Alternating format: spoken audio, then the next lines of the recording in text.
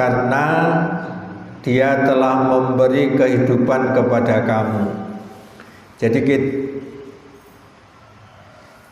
kita ini diperintahkan untuk memenuhi suruhan Allah dan Rasul itu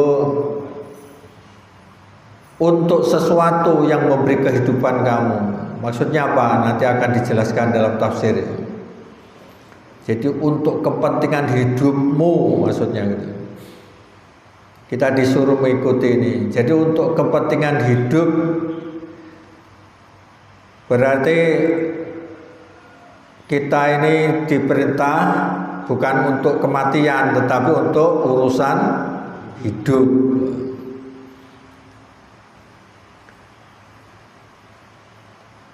Terus wa'lamu dan ketahuilah annallaha sesungguhnya Allah yahulu membatasi bainal mar'i antara manusia atau seseorang wa qalbih dan hatinya. Jadi yang pertama kita diperintahkan untuk memenuhi suruhan Allah itu pertama ya karena untuk kepentingan hidupmu. Yang kedua ketahui suatu saat itu antara seseorang dengan hatinya itu akan dibatasi. Jadi sebelum datang waktu itu, maksudnya apa? Ya, nanti akan dijelaskan ya. Berarti ini penting. Terus yang terakhir wa annahu dan sesungguhnya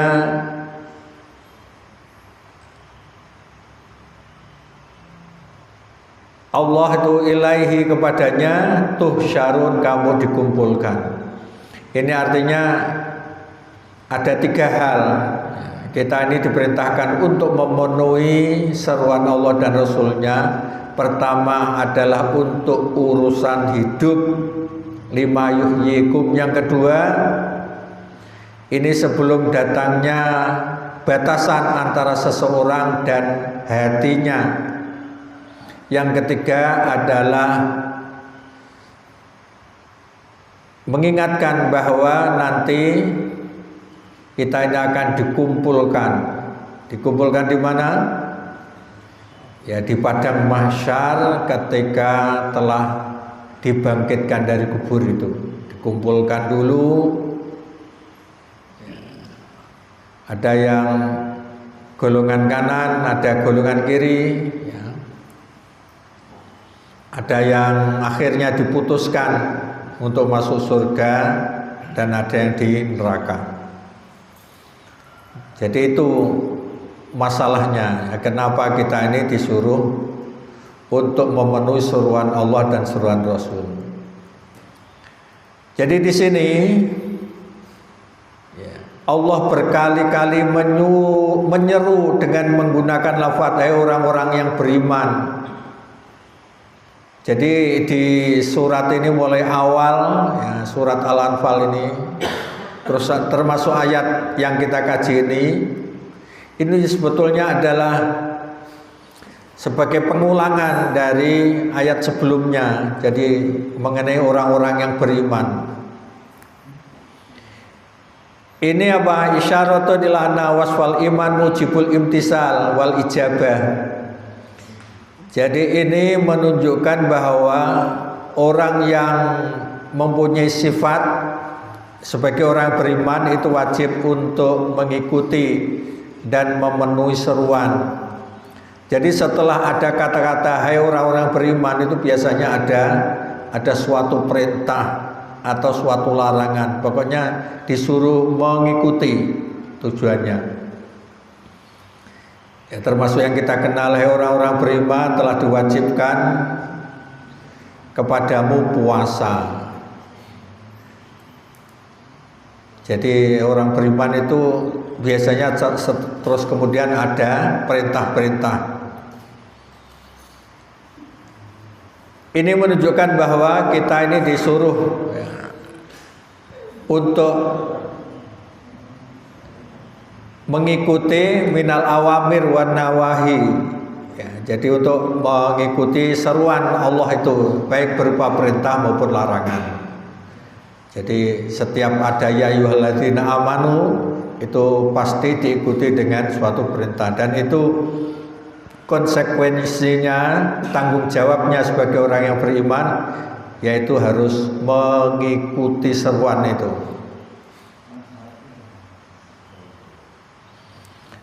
Ini artinya bahwa hai orang-orang beriman, penuhilah seruan Allah dan seruan Rasul jika telah menyeru kamu. Kenapa? Ya tadi lima yuhyikum, itu kepada sesuatu yang memberi kehidupan kamu, artinya adalah kehidupan yang abadi, yang baik, baik di dunia maupun di akhirat. Ini artinya bahwa kita ini disuruh mengikuti seruan Allah ya, dan seruan Rasul, bukan Allah saja tapi seruan Rasul. Itu adalah demi kebaikan dan kebahagiaan, malah sa'adati dunya wal akhirah, demi kebaikan dan kebahagiaan di dunia dan akhirat. Jadi coba dibayangkan ya, orang mukmin itu kelihatannya akan sederhana, lugu-lugu, tetapi ternyata banyak membuat orang itu iri ya. Bahkan saya ya, senang juga ya melihat video-video yang menunjukkan bahwa kenapa malah tokoh-tokoh agama dari orang lain, baik itu dari Hindu, dari Kristen, Katolik, akhirnya itu masuk Islam. Itu ada yang tertarik dengan ketenangan orang yang beriman ini, orang Islam ini. Lah ekonominya pas-pasan tapi kok ayam orang, tidak panik sama sekali. Bahkan mereka itu kadang-kadang bertanya, apa cukup penghasilan sekian itu per bulan? Ya dicukup-cukupkan, bahasa begitu itu membuat mereka tertarik, karena memang hidup di dunia ini adalah sebagai cobaan saja. Ya buktinya ya sampai bisa mencukupi kehidupan. Itu karena apa? Karena memang seruan Allah dan Rasulnya itu membuat orang itu yang pertama tenang. Tenang itu adalah kunci kebahagiaan. Meskipun kaya tetapi tidak ada ketenangan, itu tidak akan mengarah kepada kebahagiaan. Selain itu ya, untuk kehidupan kamu itu artinya adalah dalam kehidupan yang penuh kemaslahatan dan kebaikan, termasuk kehidupan yang penuh kebenaran. Jadi urip ki bener gitu loh, lurus. Orang itu kalau hidupnya lurus baik itu akan tenang, beda dengan orang yang menyimpang. Termasuk orang yang sering bohong. Yang viral sekarang ini bohong karena memalsukan apa? Ijazah gitu. Nah itu tidak mungkin tenang itu ya. Sampai beritanya berulang-ulang.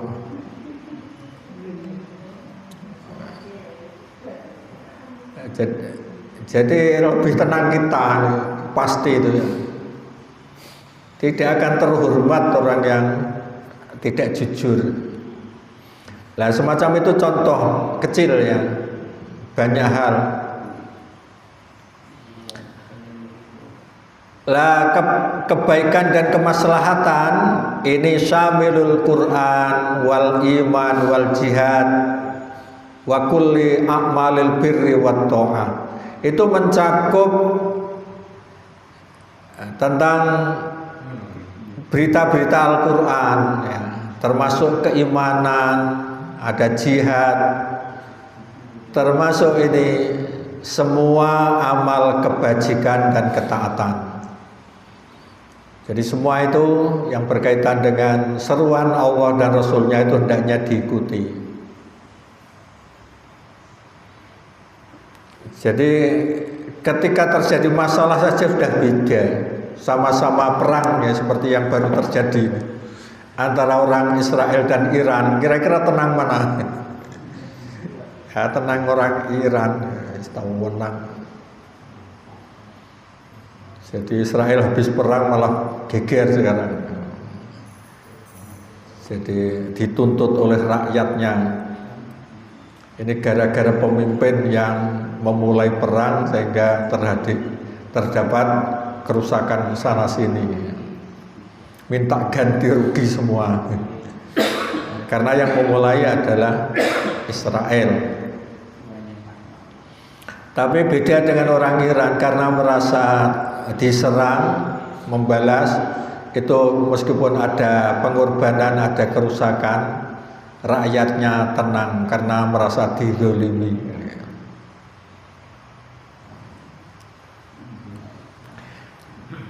Jadi yang dimaksud dengan lima yuhyikum tadi ya, lima yuhyikum, untuk sesuatu yang memberi kehidupan kepada kamu, itu artinya adalah al-hayatat thayyibah ad-daimah, yaitu kehidupan abadi yang baik. Jadi hidup ini abadi yang baik. Ya di dunia ini ya mendapatkan kebaikan dan lebih-lebih di akhirat nanti ya. Jadi abadi dalam kebaikan. Di akhirat itu baiknya jelas ya. Makanya ucapan ahli surga ya, itu sebagaimana diterangkan dalam surat Fatir itu, alhamdulillazi adhaba annal hazan. Jadi ucapan ahli surga itu selalu mengucapkan alhamdulillah yang telah menghilangkan semua jenis kesedihan. Tidak ada kesedihan. Jadi min nasobi wal wub, tidak ada juga kepayahan, tidak ada kepedihan di sana. Pokoknya sehat terus. Itulah yang dinamakan dengan untuk sesuatu yang membawa kehidupan, artinya kehidupan yang baik, yang abadi. Tetapi menurut Imam Bukhari ya, lima yuhyikum, kepada sesuatu yang membawa kehidupan kamu, itu adalah artinya lima yuslihukum, yang membawa kemaslahatan. Kemaslahatan ya berarti kebaikan. Jadi kepada sesuatu yang membawa kemaslahatan.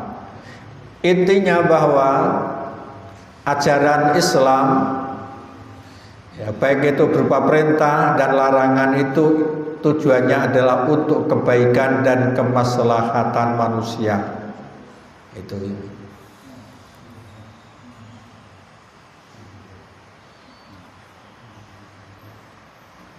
Jadi ini menunjukkan bahwa perintah itu ya, menurut aksarul fuqaha, menurut mayoritas ahli fikih, jadi kok ada perintah terus kemudian kenapa disuruh mengikuti, alasannya dijelaskan.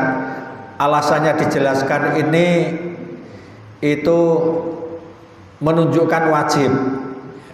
Jadi menunjukkan wajib. Terus kemudian disebutkan ya faedahnya.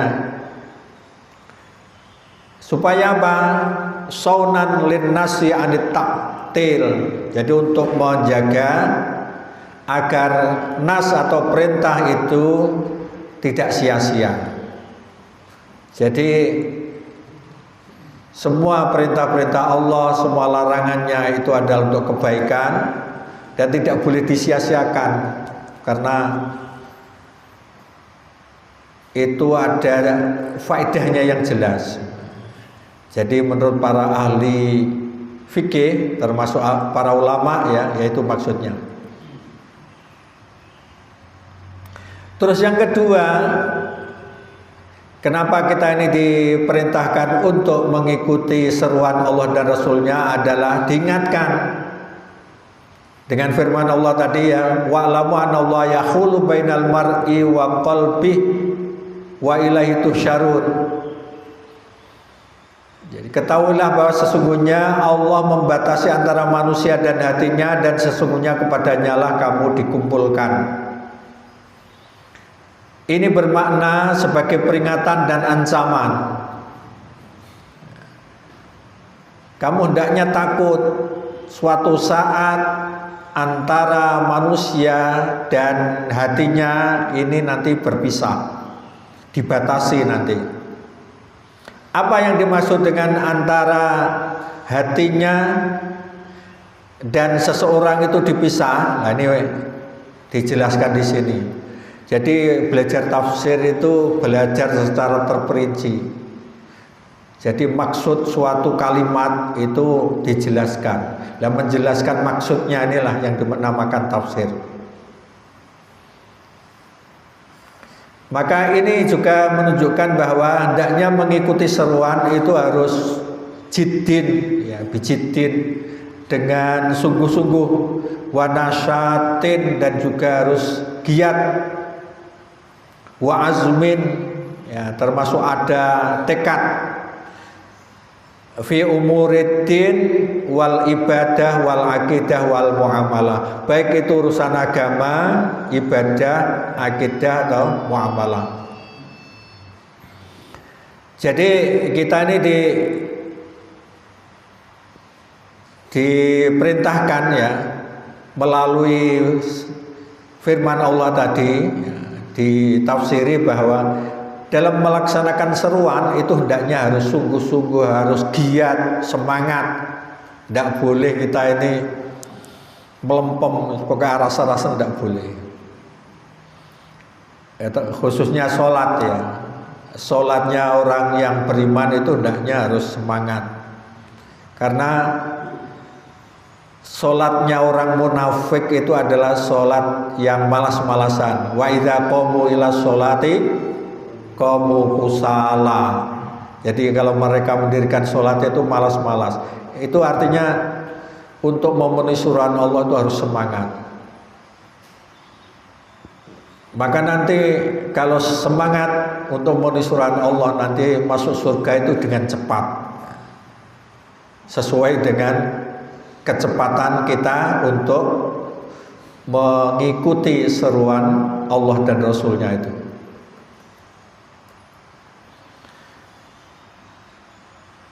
Amma umurul adat kalibas wa tambah syarab wa naum falaisat minad dinil wajib al-itida. Adapun pada urusan-urusan yang berkaitan dengan adat kebiasaan seperti berpakaian, makan, minum, dan tidur, maka itu adalah bagian agama yang tidak wajib untuk diiktidak, untuk diikuti. Jadi kan Quran itu kan ada ya perintah kulu washrobu, makanlah, minumlah. Itu artinya bukan kok suruh makan terus, tidak begitu ya. Tetapi artinya adalah itu kebolehan, ya silahkan. Kalau waktunya makan ya makan, waktunya minum ya minum. Ya. Walbas, berpakaianlah ya, termasuk tidur itu tidak termasuk itu. Makanya yang penting itu adalah aturannya yang boleh dan tidak boleh. Tetapi masalah makan dan minum itu sebetulnya meskipun ada perintah bukan menunjukkan suatu yang memang harus sungguh-sungguh gitu maksudnya ya. Makan kalau sungguh-sungguh Anda habis banyak itu malah menyebabkan penyakit. Jadi yang penting ada yang boleh dan tidak boleh itu harus diperhatikan. Termasuk pakaian warnanya apa ini mau macam-macam. Kalau sing kembar. Jadi yang putih dua itu pun bentuknya beda kan. Ya. Itu artinya yang penting tidak membuka aurat kan gitu ya. Yang Yang penting tidak membuka aurat. Adapun model-modelnya Islam tidak terlalu memperinci. Soalnya ada itu ya. Jadi yang menyerukan kalau sholat itu hendaknya pakai jubah gitu ya. Gamis. Lah itu sebetulnya tidak ada perincian tentang itu. Ya alasannya Nabi pakai jubah. Nah, sementara Abu Jahal Abu Lahab pakai jubah karena orang Arab pakaian kebesarannya itu gitu ya. Seperti pakaian begini ini kan bukan pakaian Arab, ini pakaian orang mana ini kira? India ya. India, Cina baju begitu ini. Ya, jadi model monggo tidak apa-apa berbeda-beda. Jadi yang berkaitan dengan ya, pakaian, makanan, minuman, tidur itu tidak termasuk dalam seruan itu meskipun ada aturannya. Meskipun ada seruan dari Nabi ya, tapi tidak termasuk yang dibahas ini.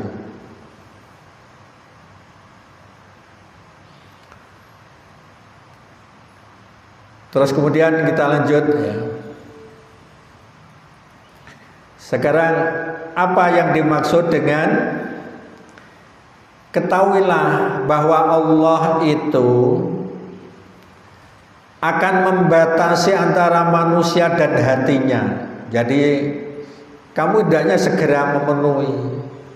Yang pertama tadi ya, itu karena untuk urusan kehidupanmu. Yang kedua, ingat bahwa Allah itu suatu saat akan membatasi antara manusia dan hatinya. Ini artinya qabla zawalil akli. Jadi sebelum hilangnya akal atau pikiran. Jadi al-qalbu di sini itu artinya adalah maudhi'ul fikri, yaitu tempat untuk berpikir. Suatu saat manusia nanti ketika meninggal atau sebelum meninggal itu ada yang tidak bisa berpikir. Ya mungkin wis pikun. Ya, di dunia ini ada atau orang yang pikun ini. Mikir sudah tidak bisa normal. Itu harus menjadi pemikiran.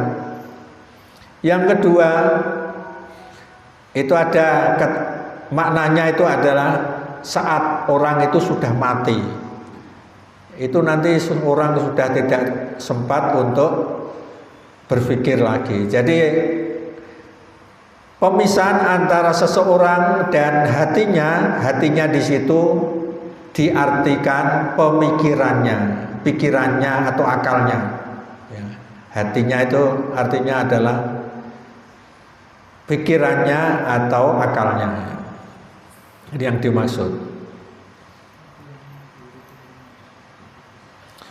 Mujahid berkata,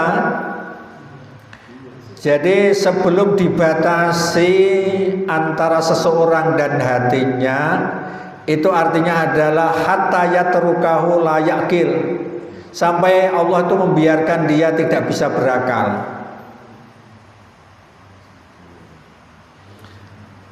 Maksudnya adalah sampai dia tidak mengetahui apa yang dikerjakan, sing dilakoni ora paham. Nah itulah yang mungkin sudah diberi pikun tadi ya.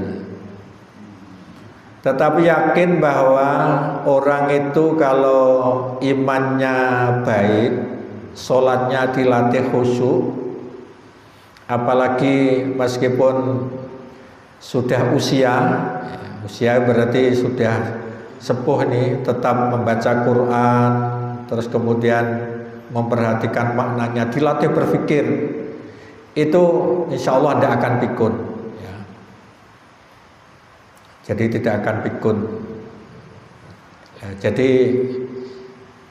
membatasi antara seseorang dan hatinya itu artinya ya waktu di dunia ini sudah dilayat terima yasna, tidak tahu apa yang dilakukan.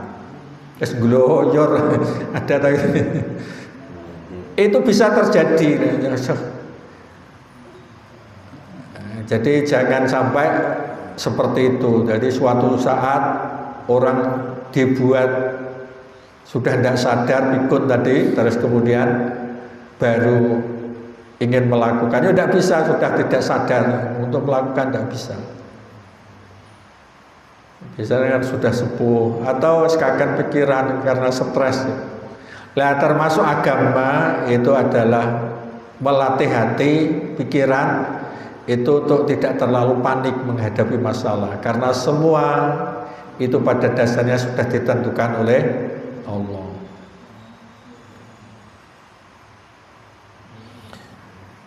Lah termasuk ini ada ayat Al-Quran yang menjelaskan tentang itu ya, yang dikutip yaitu surat Qaf.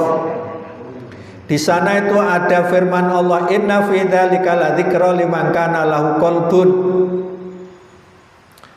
Sesungguhnya yang demikian itu benar-benar terdapat peringatan bagi orang yang mempunyai hati. Lah, yang dimaksud dengan yang mempunyai hati itu artinya adalah lahu aklun, ya, yang mempunyai akal gitu ya. Jadi Quran itu adalah sebagai peringatan bagi orang yang mempunyai qalbun, hati, tapi yang dimaksud adalah lahu aklun, yang mempunyai akal.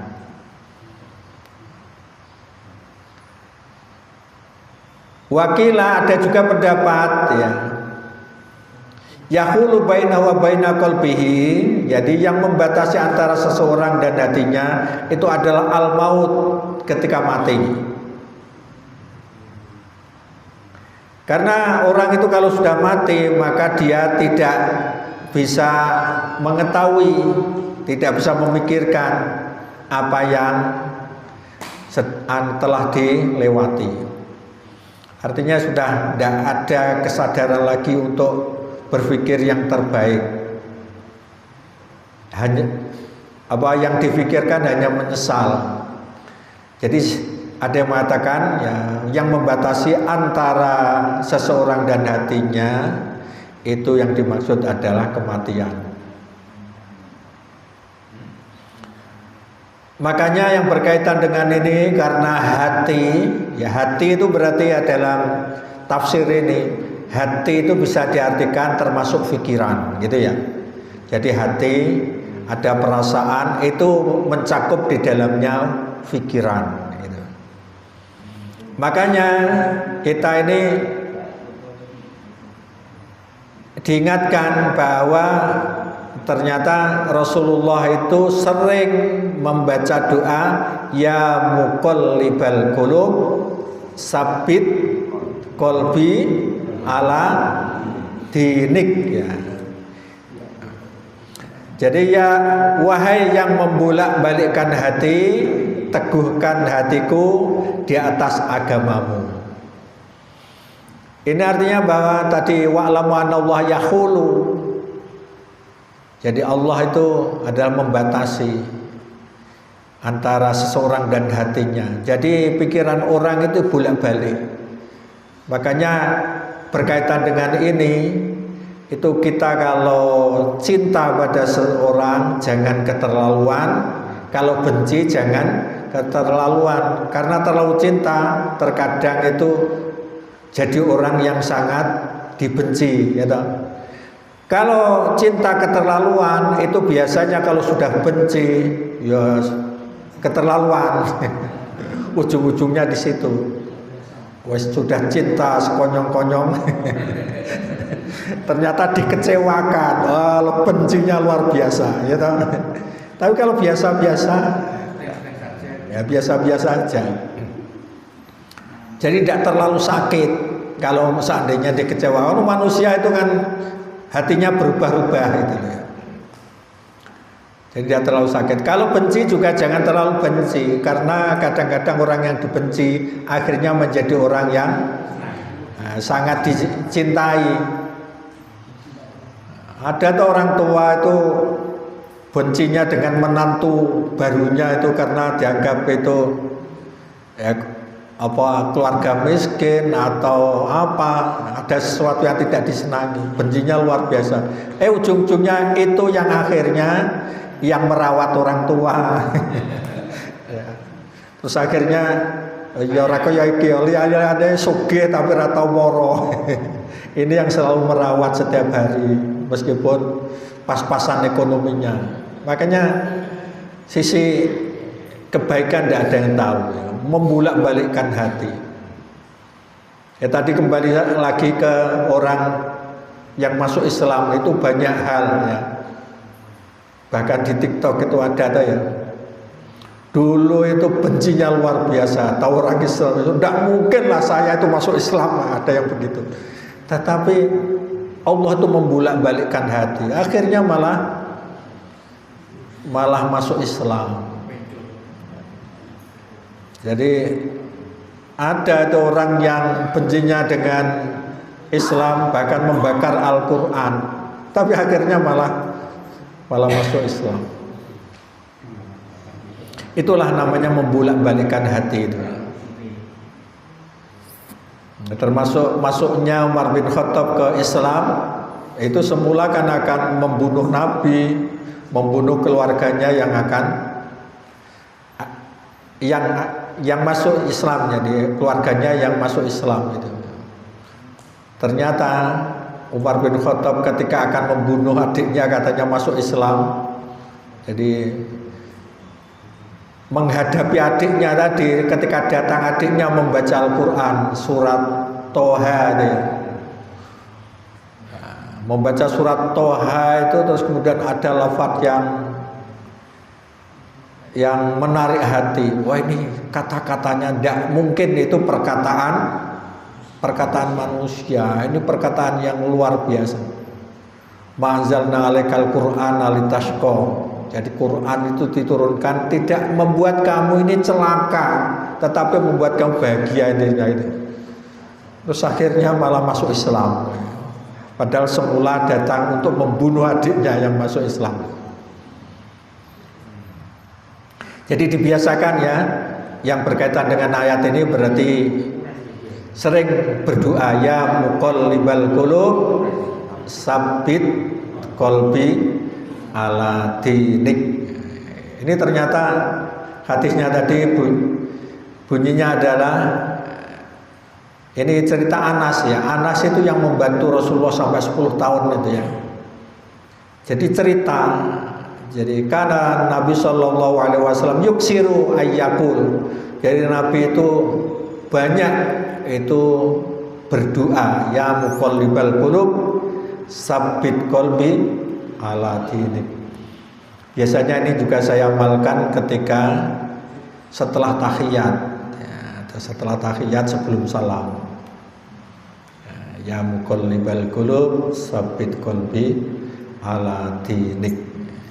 Wahai yang membolak-balikkan hati, jadi teguhkan hatiku di atas agamamu. Termasuk ini ya. Terfakulna, maka para sahabat itu bertanya, ya Rasulullah, wahai Rasulullah, aman nabika wa bima ji'ta bih. Kami telah beriman kepadamu dan telah beriman kepada apa yang kau bawa.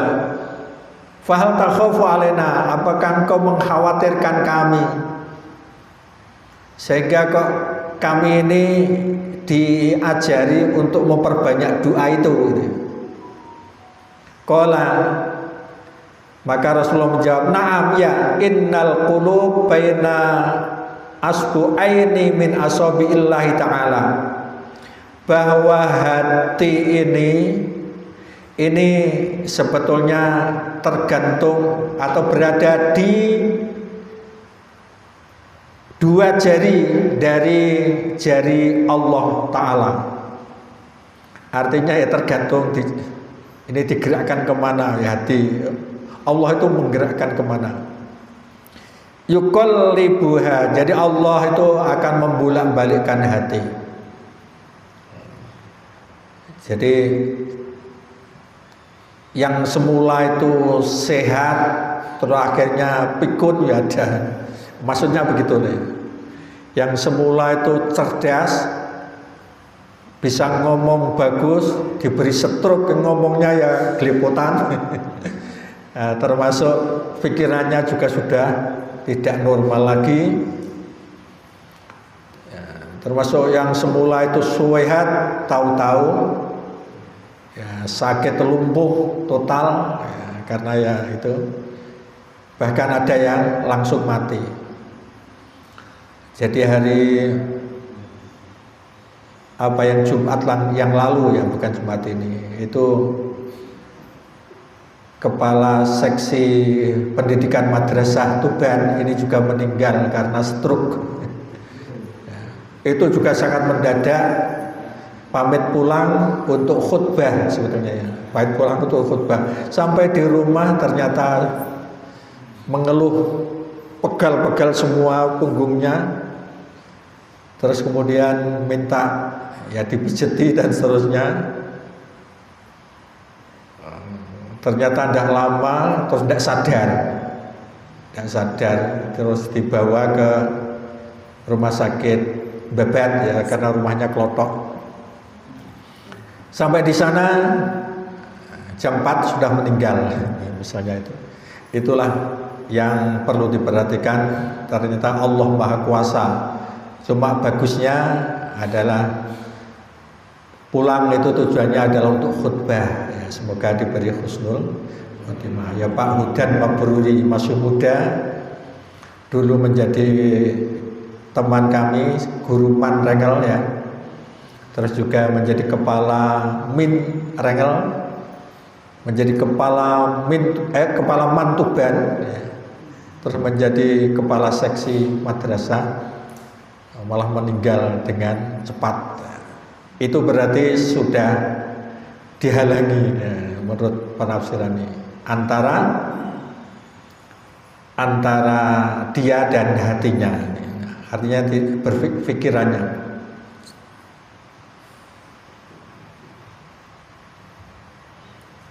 Jadi banyak pendapat mengenai ini ya, baik itu pendapat Jabariyah sebetulnya ya, ada itu pendapat Jabariyah, intinya bahwa semua tergantung kehendak Allah. Manusia ibaratnya wayang yang digerakkan oleh dalang. Allah dianggap dalangnya. Lah itulah yang membolak-balikkan hati. Itu Jabariyah. Kalau Mu'tazilah itu lebih kepada usaha manusia. Nah, sebetulnya ada pendapat itu. Terus kemudian yang terakhir, ya, ini karena waktu ya.